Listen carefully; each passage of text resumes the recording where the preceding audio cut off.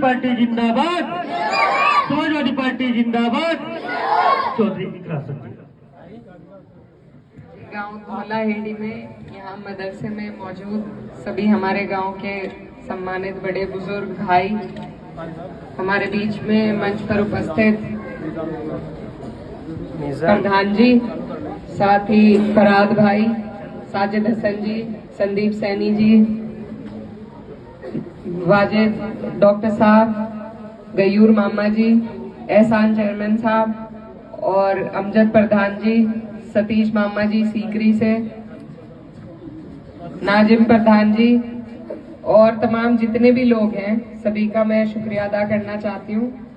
आज आपके बीच में ये जो कार्यक्रम हुआ है, इसको शुक्रिया का भी मान लीजिए, और जो सड़क यहाँ पर हुई है उसके उद्घाटन का कार्यक्रम है, तो मैं आप सभी का शुक्रिया अदा करना चाहती हूँ कि आपने हमें इस लायक बनाया कि हम कुछ काम आपके यहाँ पर करवा पाए।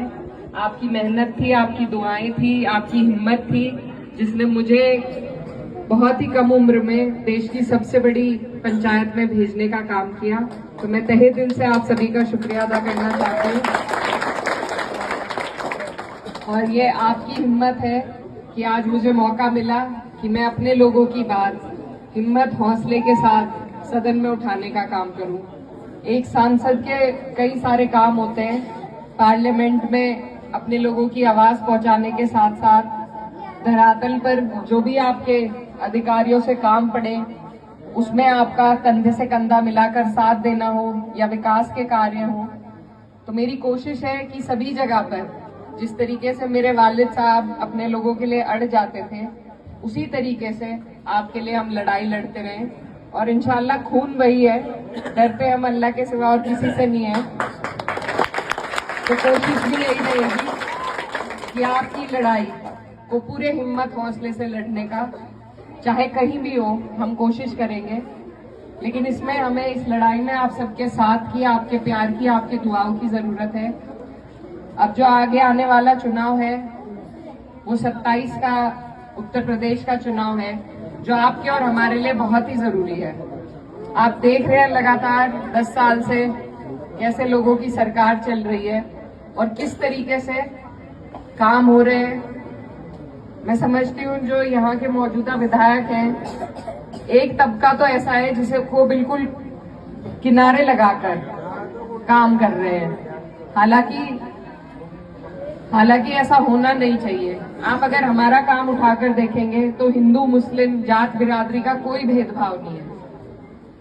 इसी तरीके से एक जनप्रतिनिधि का फर्ज होता है कि सबको साथ लेकर चले, सबका काम करे।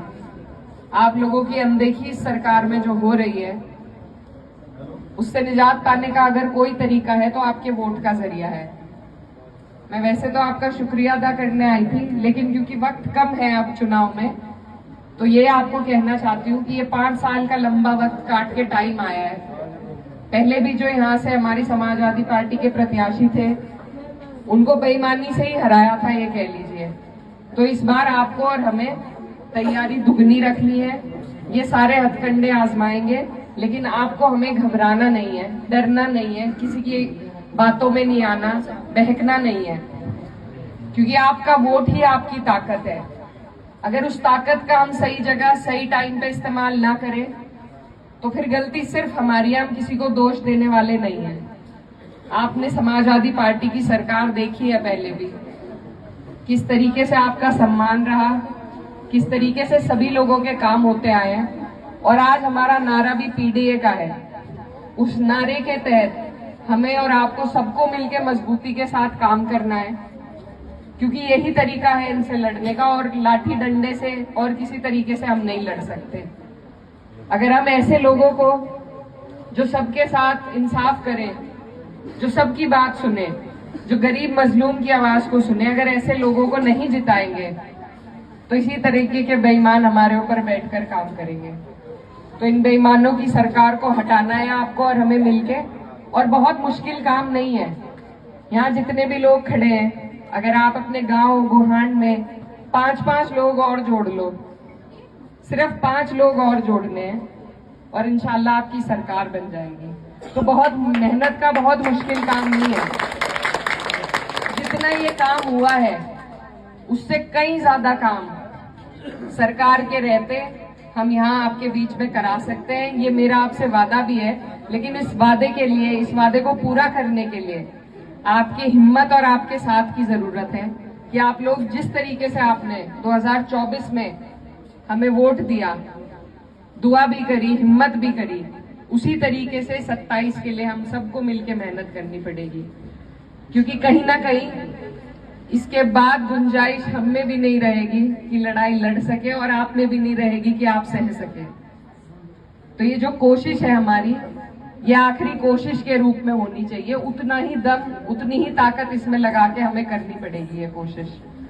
तो बस इसी के साथ यहाँ सभी हमारे बड़े बुजुर्ग खड़े हैं, हम मदरसे में खड़े हैं, आप सभी से दुआओं की भी दरखास्त है और कोशिश कीजिए कि आज ही से अपनी तैयारी में लग जाए। क्योंकि अगर इस बार सरकार नहीं बनी तो कहीं ना कहीं हिम्मत हम सभी की टूटती जाएगी। उस हिम्मत को हमें मजबूत रखना है और आपकी मेहनत की और आपकी दुआओं की हमें जरूरत है। बहुत बहुत शुक्रिया।